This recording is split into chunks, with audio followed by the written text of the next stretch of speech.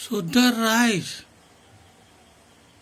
আমাৰ অসমৰ ৰজাজন ইমান ভাল, নিজে নিজে হৈ গ'ল তেওঁ নিজৰ জাতিটোৰ কাল।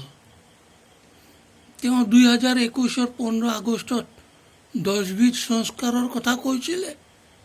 এবিধ সংস্কাৰ কৰিবলৈ গৈ তেওঁক ৰাইজে বেয়া পাই গ'লে। তেওঁ বিবাহ সংস্কাৰ আইন বনাবলৈ গৈ বাল্য বিবাহ ৰোধ কৰিব বিচাৰিলে। যধে বধে মানুহক আনি তেওঁ জেলত ভৰাই থ'লে। সেইকাৰণে ৰাইজে তেওঁক বেয়া পালে। কিয়নো এনেকুৱা ৰাইজক জেলত ভৰাই থ'লেতো ৰাইজৰ পইচা দিয়ে ভাত খুৱাব লাগে। এই কথাটো এতিয়া অসমৰ ৰাইজে গম পালে।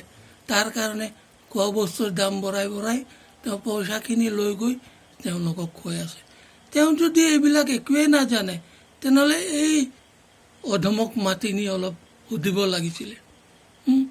আপোনালোকে এতিয়া চবে জনাই দিব যে গিলানীত এজন দিব্যাংগ ব্যক্তি আছে, তাৰ নাই কোনো গতি। অলপ যদি কিবা শিকিব লাগে তেওঁ সকলোবোৰ শিকাই দিব অতি। কথাটো আপোনালোকৰ হাতত এৰিলোঁ, জনাই দিব বাৰু। ইতি নাৰু প্ৰণাম ল'ব আৰু প্ৰণাম।